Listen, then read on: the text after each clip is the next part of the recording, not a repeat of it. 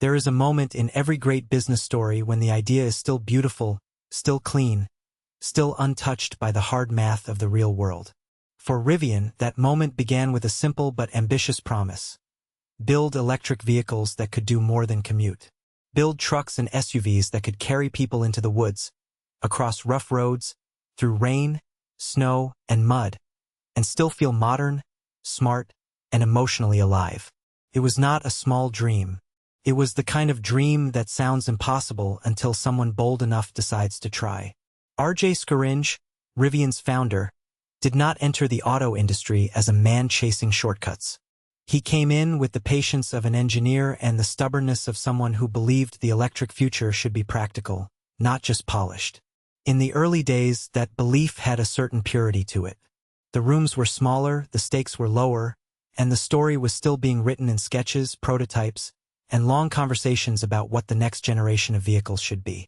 Outside those walls, the auto world watched with a mix of curiosity and skepticism. Another startup, another promise, another company saying it would do what giants had struggled to do for decades. But Rivian was not built to be ordinary. The design language was distinctive. The brand image was adventurous. The pitch landed in a market hungry for something fresh, something that felt less like a science project and more like a real vehicle with a soul. Investors noticed. Big investors noticed. Amazon noticed. Ford noticed. And when billions of dollars start flowing into a company, the dream changes shape. It becomes larger, louder, and far less forgiving. Because the brutal truth about manufacturing is this: making one impressive prototype is not the same as making thousands of consistent, reliable vehicles every single month. That is where the romance ends and the fight begins. The factory has to work. The parts have to arrive. The software has to cooperate.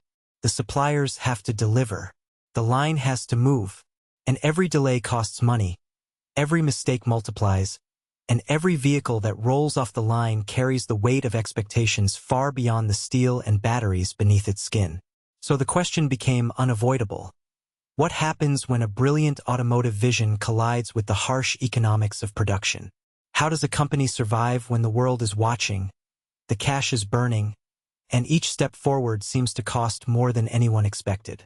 To understand Rivian's rise, you have to understand the pressure building beneath the surface, because the real struggle was only beginning, and what came next would test whether this dream was built to last.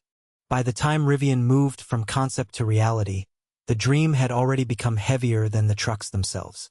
What looked sleek on a presentation slide was now being asked to survive the unforgiving world of factories, suppliers, and deadlines. R.J. Scaringe had spent years building the image of a company that could do for electric vehicles what the great adventure brands had done for gasoline-powered ones. But vision, as every seasoned builder learns, is only the beginning. The hard part is turning clean sketches into thousands of identical machines that actually leave the line on time. Inside the plant, the atmosphere was a mix of urgency and anxiety. Engineers chased issues that seemed small on paper but huge on the floor. A missing component could stop an entire sequence. A software glitch could delay a delivery schedule. A seat, a wiring harness, a battery pack, a chip from the wrong supplier. Any one of them could throw the system off balance. And when you are trying to scale at speed, every delay multiplies. Rivian was not just making vehicles, it was trying to build a manufacturing ecosystem in real time. The pressure was amplified by expectations that had long since escaped the company's control. Amazon had placed a massive bet on Rivian's electric delivery vans. Ford had also stepped in, giving the startup a powerful stamp of credibility. Suddenly, Rivian was no longer a scrappy idea in the desert of EV ambition. It was a headline company, watched by investors, analysts, and competitors who were eager to see whether the promise could survive contact with reality. But the reality was expensive, extremely expensive. Each vehicle represented not only a product, but also a chunk of capital disappearing before profitability was anywhere in sight. The company was burning cash to keep the line moving, hiring talent, solving bottlenecks, and pushing through the endless friction that comes with industrial scale. It was the kind of financial pressure that can quietly suffocate even the most admired startup. And still, the market demanded more, faster, cheaper. That is where the story becomes more than just a car company's struggle. It becomes a lesson in the valley of death, the dangerous gap between invention and sustainable production, where many promising businesses collapse. Rivian had the dream, the money, and the spotlight. What it needed now was endurance. Because in manufacturing, optimism does not pay suppliers, and ambition does not smooth out a factory line. And as the losses kept mounting, one question grew harder to ignore.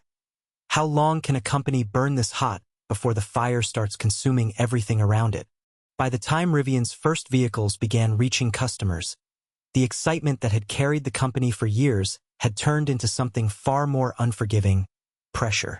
Every truck that left the line was not just a product, but a test of whether the dream could survive contact with reality. Inside the plant, the mood was a mix of pride and exhaustion. Engineers who had spent years chasing a vision now watched the numbers with the same tension a surgeon might feel waiting for a heartbeat to stabilize. The vehicles looked impressive, yes, but behind each one was a mountain of labor, rework, and cost that refused to shrink quickly enough. R.J. Scaringe understood the danger better than most. He had built the company to do something ambitious, but ambition has a price, and manufacturing collects that price in full. In meeting rooms, the language became increasingly direct. Improve yields, cut waste, simplify parts, speed up assembly. Every sentence carried the same silent question. How long can we keep doing this before the money runs out? Investors wanted growth. Customers wanted deliveries. The factory wanted time. And time, in a business like this, was the rarest material of all. Outside the walls of the plant, Rivian's story looked like a headline about promise. Inside, it felt more like a battle against friction. Suppliers missed targets. Components arrived late or not quite right. Small mistakes on the line became expensive delays.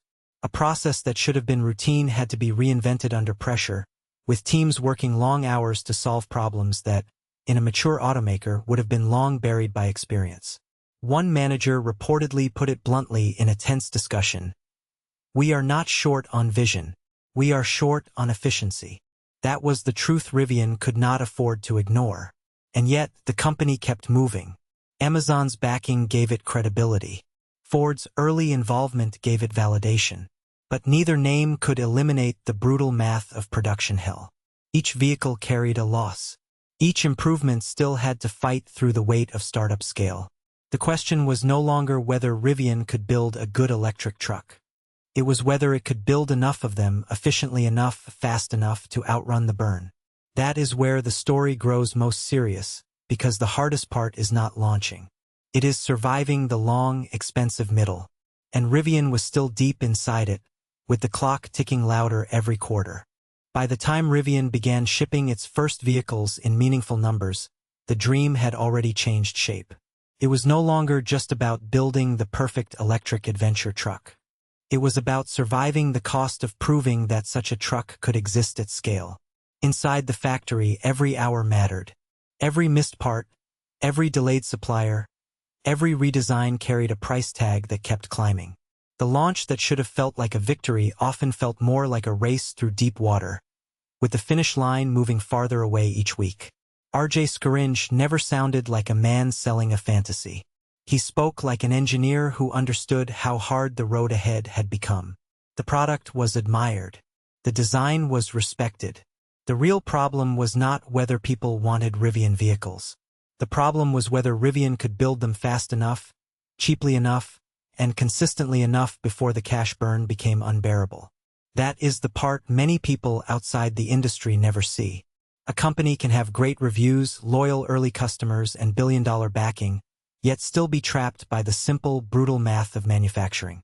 Amazon and Ford gave Rivian credibility, but they also raised expectations. Wall Street did what Wall Street always does. It looked at the numbers, not the applause. Losses were heavy. Margins were thin. The factory had to keep learning while the company was already under pressure to perform. One executive described the challenge in plain language: "You are not just building vehicles, you are building a system that can build vehicles. And that system takes time, money, and patience. 3 things that disappear quickly when a company enters the valley of death. Still, this is not just a story about pain. It is a story about what ambition really costs. Rivian showed that a strong idea can attract billions, but only discipline can protect it. It showed that even in a booming market, growth without control can become its own kind of danger. For anyone watching from the outside, the lesson is clear. Success is not only about getting attention. It is about surviving the long, expensive middle when the headlines fade and the invoices keep coming. So the question is not whether Rivian mattered. Clearly did. The real question is how many more companies will learn the same lesson before their own runway runs out. And if you want to keep following stories like this, there is much more behind the numbers than most people ever imagine.